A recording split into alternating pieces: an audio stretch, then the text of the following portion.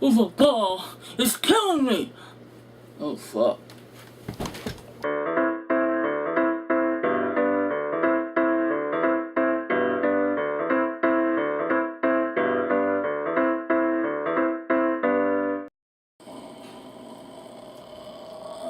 Okay, what is this? Week 14?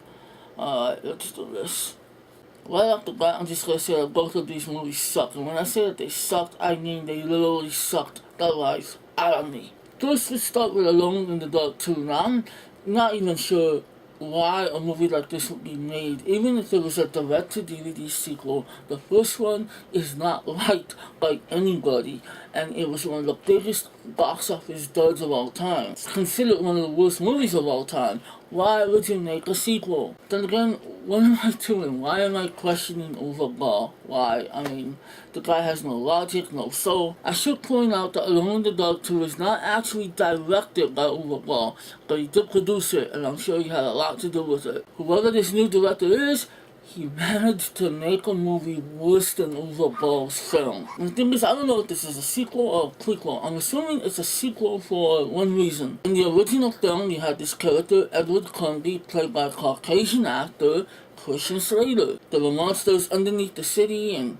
Christian Slater and the Tara Reid character tried to stop them. And spoiler alert, they survived the attack underground, so when they come to the surface, the city is completely deserted, it's been evacuated, and then you have Tara Reid and Christian Slater walking the streets of the city. And then in a cheap Evil Dead ripoff, the camera pans to their faces rapidly, and the movie's over. So you assume that a monster got them, right? Now, I don't know how the monster did this to the character of Edward Cundy, but all of a sudden he's Asian now. Random ethnicity changes for the win! Now the character is being played by Rick Young. Rick Young is such a bad actor.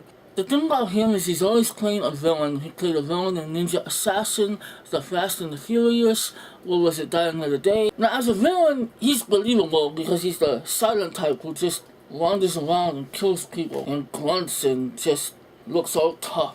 As the hero, he's fucking horrible. But enough about him. Who else you got in this movie? You got a lot of B-movie actors. Most notable, you got Danny Trejo for like, what, a couple of seconds. He just pops in the film too. You got all these characters and all of a sudden you got Danny Trejo just standing there. You got Bill Moseley, you also have Lance what the hell is his name? Henriksen? He played Bishop in Aliens, and he was in Pumpkinhead. Then you have a few familiar faces, the kind of faces that you see in every Uwe Boll movie. I don't know how he does it. I think he implanted some type of chip in these actors' brains and he just flips the switch and they're just drawn to him. Now, this movie has to do with some sort of evil ghost-like witch, and she's after some dagger that gives her power. And that's all you hear about in the whole damn movie. A dagger, a dagger, a dagger. I got sick of the word dagger. And it's up to Edward Cundy and the Lance Henriksen, I can never say his name right,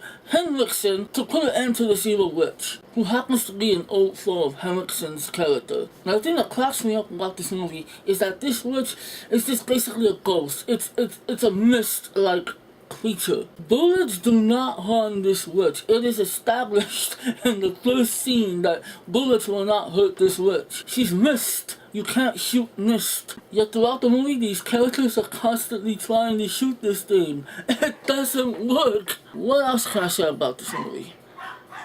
Not much. You know why? I couldn't even keep my eyes on it.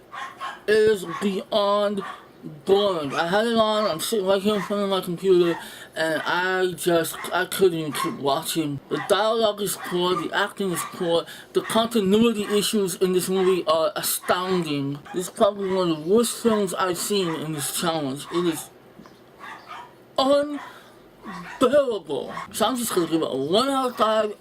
I came so close to not finishing this movie, but of course I have to finish these movies in this stupid challenge. And moving on. So the next movie is Far Cry. This one was directed by Uwe Boll. Now when it comes to the Far Cry series, I've never played a great deal of it. I have played the first one, and I seem to remember that this character had like animal instincts and he turned into some type of animal.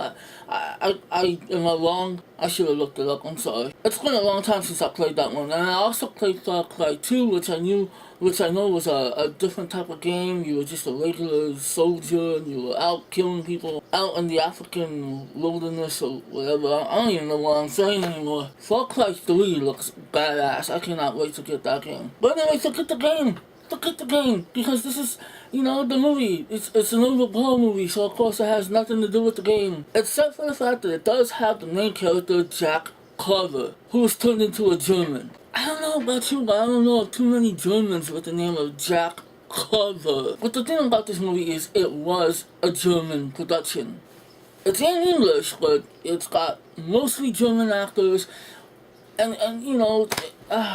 this movie must have been made by Nazis. The actor that plays Jack Carver is Till Schweiger, so he's got a serious German name. He's best known for playing Hugo Stiglitz from The Glorious Bastards. He's not a bad actor, he's nothing great or nothing like that, but in this movie, I'm not even gonna blame him.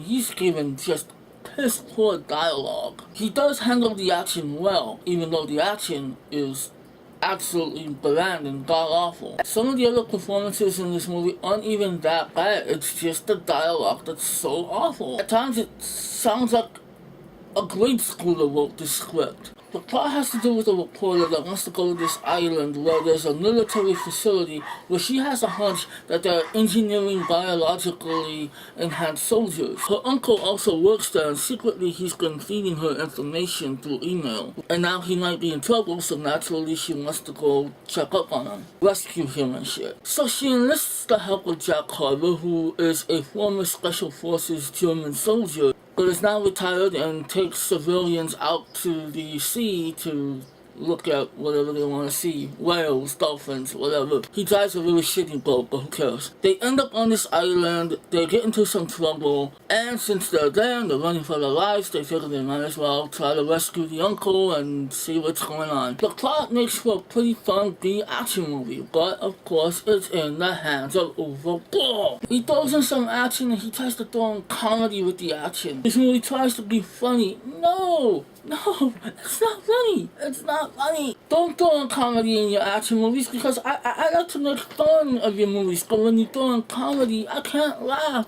You ruined the whole thing for me. And much like In the Name of the King, there are times where this movie could be a passable film, but in the end, it's garbage. I can't even deal right now. I'm giving this a 1 out of 5. Obviously, it's so terrible. Please never see it. It's just... I don't know. I don't know what I'm doing. Anyway, that's it for week 14. Week 15, I'm gonna focus on one movie, because it's personal. I'm gonna focus my energy on the one movie that I personally take offense to it being made into a movie, especially with how it came out. So next week, I will watch and review the film adaptation to Max Payne. Oh, by the way, I was looking into something, and I realized that I skipped the movie House of the Dead Part 2. You know what? I don't give a shit. I'm not going backwards, so the hell with that movie. So, I will see you guys next week. Like, comment, subscribe, share, all that good shit. And nothing. I'm just gonna go, what? Cha-cha-cha.